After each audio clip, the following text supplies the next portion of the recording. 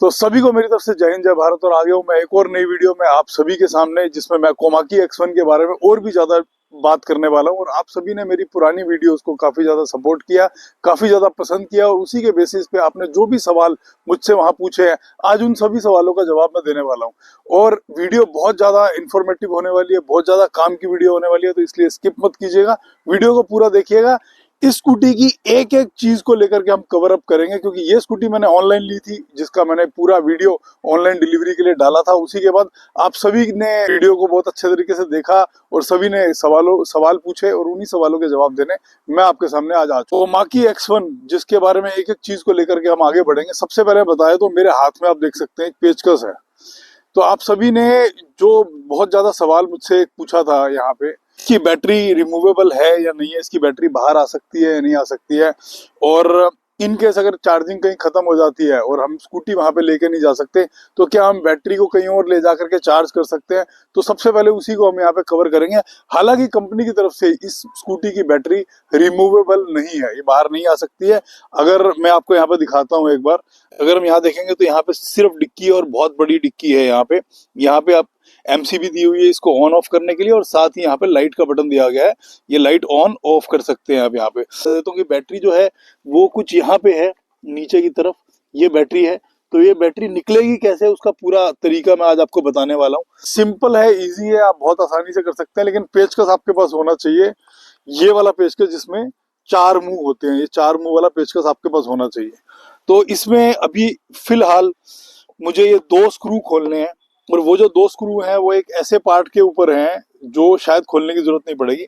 तो मैं पहले ये 2 स्क्रू खोलता हूँ यहाँ पे।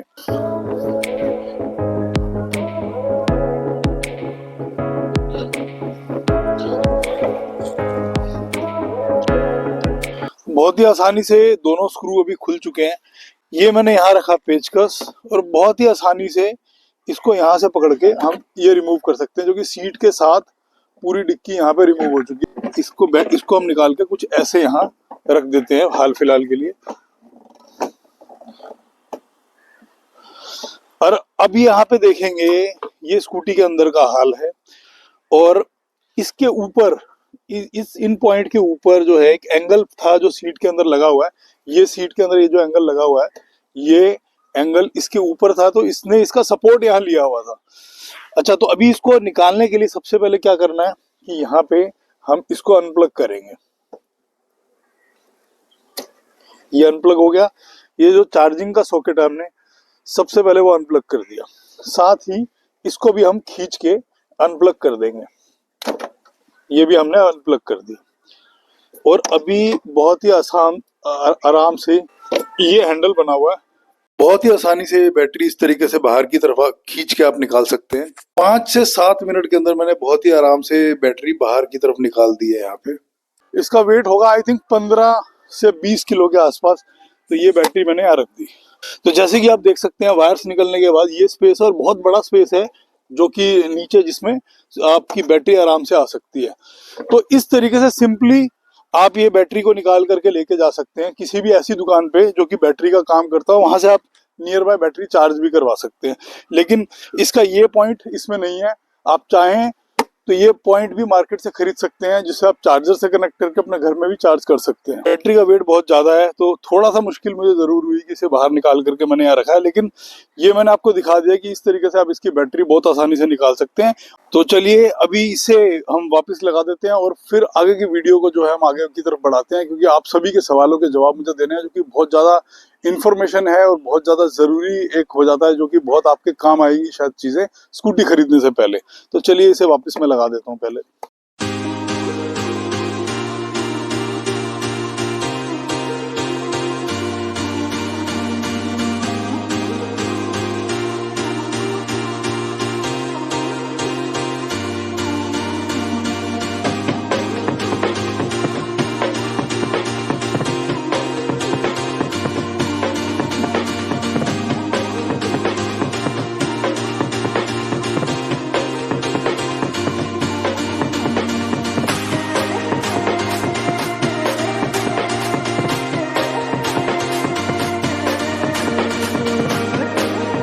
और चीज का ध्यान रखना बहुत जरूरी है कि ये जो पत्ती है यहाँ पे एडजस्ट होती है इसके ऊपर, लेकिन यहाँ पे अगर आपसे छोटी सी एक गलती हो गई तो बहुत बड़ी परेशानी वहां पे हो सकती है।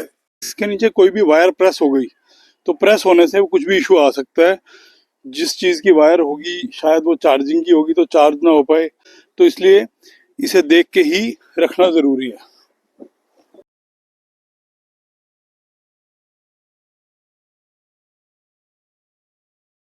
अब इसके हम स्क्रू यहाँ टाइट कर देंगे।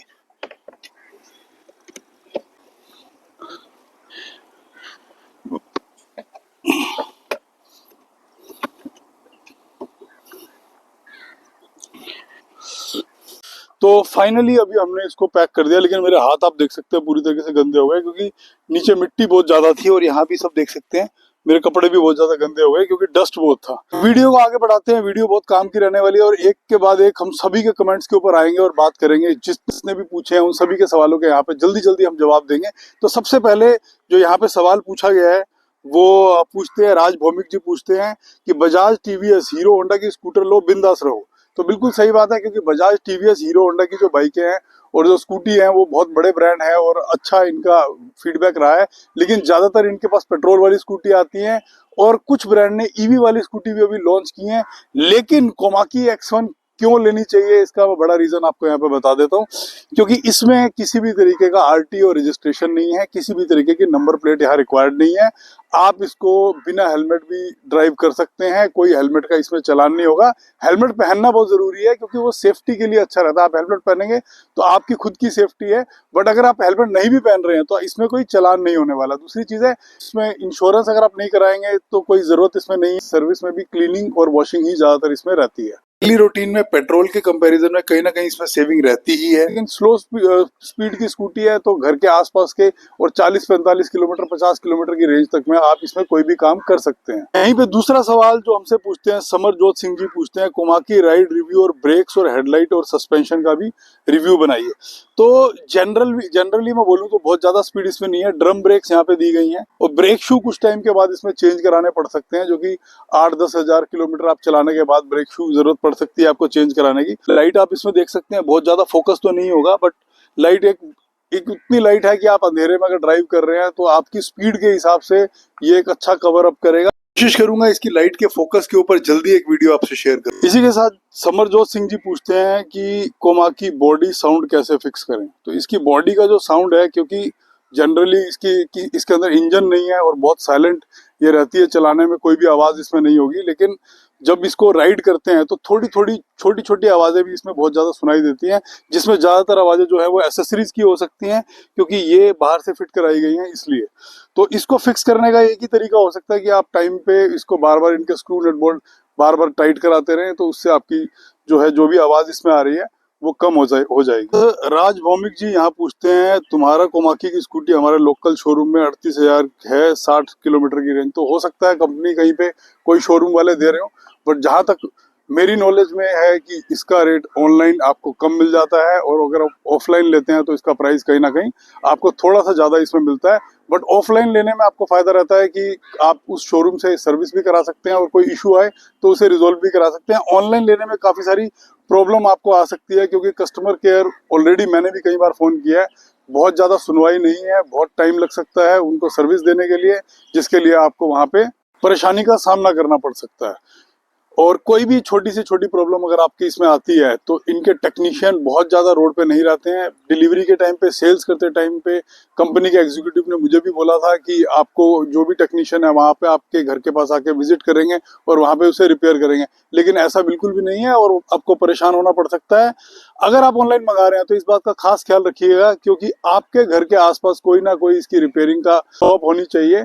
जनरली जो लोग और बैटरी रिक्शा रिपेयर करते हैं उनके पास ज्यादातर इसे रिपेयर करने के लिए चीजें रहती हैं, तो आप वहां भी ट्राई कर सकते हैं। अगर आपके घर के आसपास शॉप है तो आप इसे बिल्कुल ऑनलाइन खरीदना चाहिए आप। तो क्योंकि मैंने ऑनलाइन मंगाई थी तो यहाँ पे कालगुड़ी फार्म हाउस जी पूछते हैं, सर कोमाकी X1 ऑर्डर करने के कितने दिन बाद आ गई थी। मुझे जो बोला गया था 15 से 20 दिन का टाइम बोला गया था कि ये 15 से 20 दिन में आएगी, लेकिन ये 5 दिन के अंदर मेरे घर पे इसको डिलीवर कर दिया गया था। तो ये एरिया वाइज हो सकता है क्योंकि मेरा घर जहाँ पे है वहां से कोमाकी का जो सेंटर है वो आधे घंटे की दूरी पे है, तो हो सकता है उन्होंने वहां से फैक्ट्री से मुझे जल्दी डिलीवर करा दिया।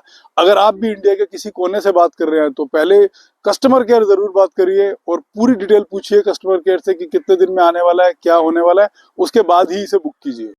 स्पीड अनलॉक के लिए बहुत लोगों ने सवाल पूछा कि क्या स्पीड अनलॉक हो सकती है या नहीं हो सकती है, तो इसी के लिए मैंने कुछ आसपास की दुकानों पे विजिट भी किया इसे पूछने के लिए। कुछ ने बोला कि वो इसकी स्पीड अनलॉक कर सकते हैं और कुछ ने बोला कि स्पीड अनलॉक नहीं हो सकती है, लेकिन मैं आपको इसकी अनलॉक करने की सजेशन नहीं दूंगा।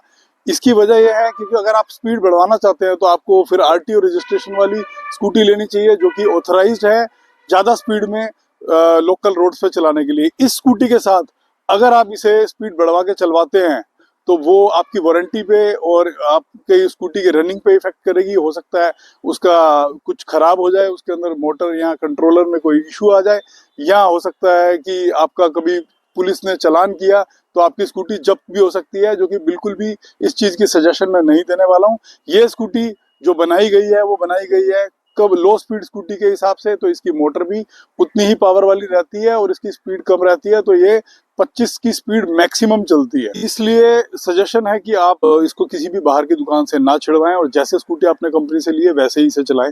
इसी के साथ कुछ लोगों ने यहाँ पे पूछा है कि सर इस पे वाटर टेस्ट करके बताने के लिए मुझे बोला, तो वाटर टेस्ट मैंने ऑलरेडी टेस्ट किया था। बैटरी का जो मुंह है वो यहाँ तक आ जाता है तकरीबन, तो आप मान के चल सकते हैं कि यहाँ तक आपकी जो पानी अगर आ जाता है तो आपकी स्कूटी जो है बंद नहीं होगी। लेकिन अगर बहुत ज्यादा ऊपर स्कूटी में पानी आएगा तो उसके बंद होने के चांस हैं, क्योंकि वो इसके पार्ट्स हैं और वायरिंग में अगर पानी जाता है तो कोई भी इशू हो सकता है। लेकिन जनरली काफी हद तक स्कूटी में पानी नहीं जाता है। बैटरी नीचे रहती है लेकिन बैटरी का जो मुंह है जिसपे केबल्स लगी हुई हैं वो ऊपर की साइड रहती है, लेकिन फिर भी आप इसे ट्राई ना करें। यहाँ पे सिमरजोत जी लिखते हैं कि ऑनलाइन और शोरूम दोनों के बीच में डिफरेंस बताएं, तो डिफरेंस यही है 4 से 5 हजार रुपए का यहाँ पे डिफरेंस हो जाता है। अगर आप ऑनलाइन लेते हैं तो आपको स्कूटी सस्ती मिलती है, वहीं पे सर्विस के इश्यूज आ सकते हैं और कंपनी की सर्विस इतनी अच्छी नहीं है कि वो आपको घर पे आके सर्विस दे। और यहीं पे अगर आप शोरूम से लेते हैं तो 4 से 5 हजार का फर्क रह सकता है, लेकिन जांच परखने के बाद आप वहां से स्कूटी ले सकते हैं और उसकी सर्विस आपको अच्छी मिलेगी। यहाँ पे पवन सोलो मून व्लॉग्स पूछते हैं कि फ्लाईओवर पे चढ़ सकती है क्या, तो फ्लाईओवर पे डेफिनेटली चढ़ सकती है, बट लेकिन फ्लाईओवर बहुत ज्यादा स्ट्रेट खड़ा हुआ नहीं होना चाहिए। मैंने ऑलरेडी फ्लाईओवर पे चढ़ाई है, आराम से चढ़ती है। अगर फ्लाईओवर लंबा है तो बहुत इजीली आप उस पर रन कर सकते हो और स्पीड भी ठीक रहती है। थोड़ी सी स्लो जरूर होगी चलाते हुए, लेकिन सही से आप चले जाएंगे। और अगर बिल्कुल ही खड़ी चढ़ाई पे या बिल्कुल खड़ी हुई किसी मॉल की पार्किंग में आप इसे ट्राई करेंगे तो वहां हो सकता है ये बंद हो जाए। अब्दुल कादिर ऑफिशियल पूछते हैं कि क्या ये स्कूटी लेनी चाहिए या नहीं। बिल्कुल लेनी चाहिए। अगर आपके घर के आसपास छोटे मोटे काम रहते हैं तो आप ये स्कूटी ले सकते हैं, क्योंकि इसमें कोई पेट्रोल नहीं डलता है, किसी तरीके का चालान होने वाला नहीं है, आप घर के आसपास चला सकते हैं आराम से इसे। इसमें कोई इंश्योरेंस किसी चीज की जरूरत नहीं है और आपकी कहीं ना कहीं पैसे आपके सेव करती है, मनी सेविंग रहती है। सिमारन जी लिखते हैं, भाई मैं विकलांग हूँ, इस साइड व्हील अटैचमेंट चल जाएगी, बाहर से लगवा सकते हैं नहीं, इस तरीके का सवाल इन्होंने पूछा है। लेकिन यहीं पे मैं सजेशन इनको देना चाहूंगा कि आप बाहर से इसे छेड़छाड़ ना कराएं। कंपनियां बहुत सी ऐसी चीजें ऑलरेडी निकाली हुई हैं कंपनियों ने जो आप ले सकते हैं, जिसमें डायरेक्ट आपको 4 व्हील मिल जाएंगे। तो इस तरीके की स्कूटी ऑलरेडी मार्केट में आ रही है। बाहर से इसको छिड़वाना आपका खर्चा भी हो सकता है और हो सकता है रिस्की भी, और हो सकता है शायद कामयाब ना भी रहे। विवेक कुमार जी पूछते हैं कितने घंटे में फुल चार्ज हो जाती है, तो ये 4 घंटे में फुल चार्ज हो जाती है और उसी के बाद 40-50 किलोमीटर, ये आपके चलाने पर डिपेंड करता है कि आप इसको कितनी स्पीड पे चला रहे हैं, उसी के हिसाब से 40 से 60 किलोमीटर की इसकी एवरेज रहती है। मेरे साथ कतरा जी पूछते हैं क्या ये स्कूटी फाइनेंस हो सकती है। शोरूम वाले इसे फाइनेंस कर सकते हैं और वो आपको फाइनेंस की सर्विस दे सकते हैं, लेकिन अगर आप ऑनलाइन इसे मंगाते हैं तो ये फाइनेंस नहीं हो सकती है। आपको ऑनलाइन पहले ही पूरी पेमेंट इसमें करनी होगी। तो कोशिश की मैंने कि सभी सवालों के जवाब आपको दे सकूं कोमाकी X1 से रिलेटेड। जितने भी सवाल आपने पूछे थे और जितनी भी डिटेल मैं पता कर पाया। अगर आप ये स्कूटी ऑनलाइन खरीदते हैं कि आपके घर के आसपास कोई ना कोई रिपेयर वाली शॉप है या नहीं है। अगर शॉप है जहाँ पे बैटरी रिक्शा या बैटरी की और भी स्कूटियों की रिपेयर होती है तभी आप इसे ऑनलाइन खरीदें, अदरवाइज ऑफलाइन खरीदना ये ज्यादा बेहतर है। तो आप आपके कमेंट और सवाल जवाब पूछते रहिए, कमेंट करते रहिए। जल्दी मैं अगली वीडियो में आपके साथ मिलूंगा। कोशिश करूंगा किसी और नई चीज की, किसी और नई स्कूटी की वीडियो आपके सामने लेके आऊं। वीडियो देखने के लिए बहुत बहुत धन्यवाद। Thank you for watching. जय हिंद, जय भारत।